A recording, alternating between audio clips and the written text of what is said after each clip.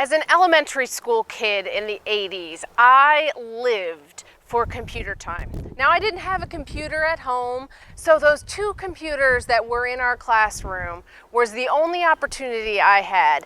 And I loved when we had an opportunity to play Oregon Trail. Now, I thought it was the best game ever. The graphics were amazing. And in each game, you were attempting to get your family to travel safely across the country to Oregon.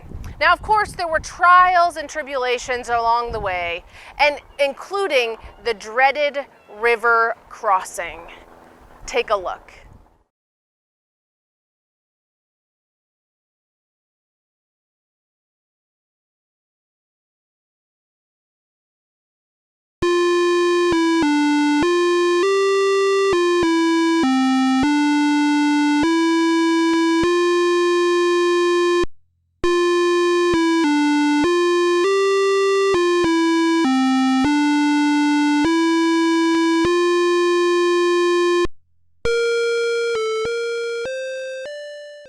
Now we get to decide if we will cross the river. We have 5 choices.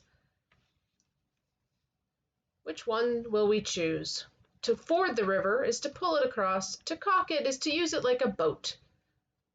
To ferry it is to pay someone else to take it across for us. I think we're going to try the ferry option. It's going to cost us $5 though. What do you think? Should we do it? Let's go for it. And now we have to see if it works. Oh, come on. Oh, yay! It worked! Now, I can just imagine Moses and the rest of the Hebrews coming up to the river.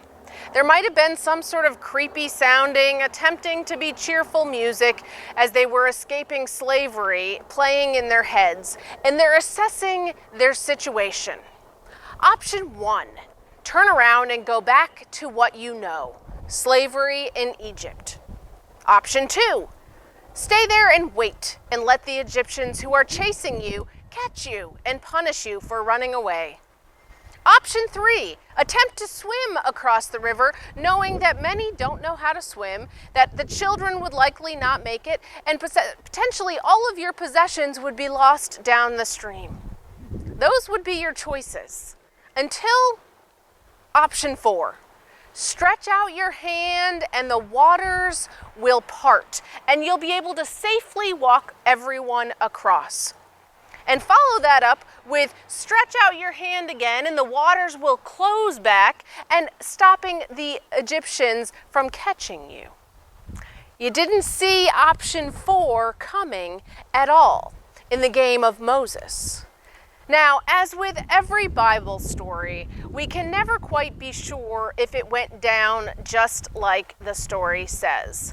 There's some biblical speculation that there's a lightness to the Hebrews who were on foot that allowed them to cross a marshy land, whereas the Egyptians with their heavy horses and their wagons, they got mired down in the muck and got stuck. There's also some who believe that perhaps some sort of freakish storm surge could have allowed access in the river for some brief window of time.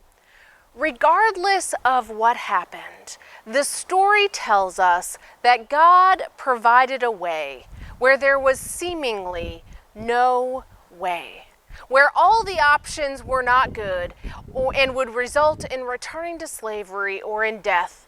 A way was provided. Have you ever found yourself stuck between a rock and a hard place, as the saying has it?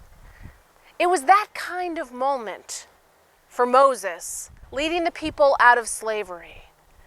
Our stories might not be as theatrically dramatic as a river parting, but the results can be powerful nonetheless. Maybe we have struggled with a decision and something happens that allows us to know what we should do. Maybe we're worried about a loved one and something happens that turns for them in their life. Maybe things don't work out like we at all expected, and instead something happens that we would never have wanted to happen.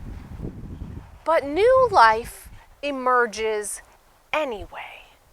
Now, this is not to say that life is all roses and rainbows, because terrible things happen. Illnesses ravage bodies, pandemics happen, disasters happen, people behave horribly. But in each and every one of these situations, small, teeny tiny rivers open. Small, teeny tiny moments of grace happen, reminding us that God is with us. It might be a call from someone that we love. It might be a smile from a stranger reminding us that not everyone is horrible.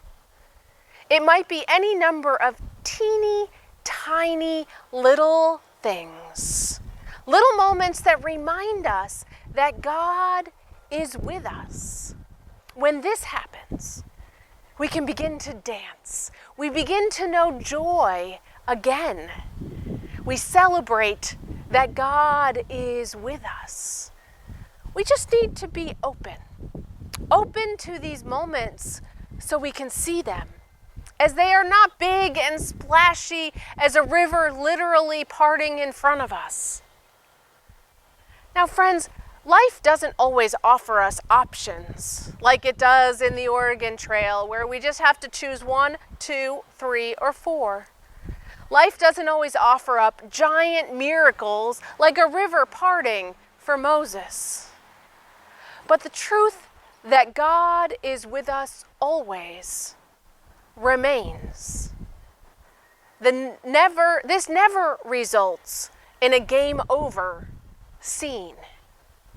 May you cling to the truth that God is with us.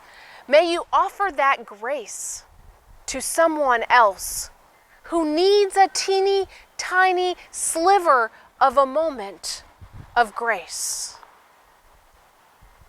We can be open to receiving those moments and sharing them. Thanks be to God. Amen.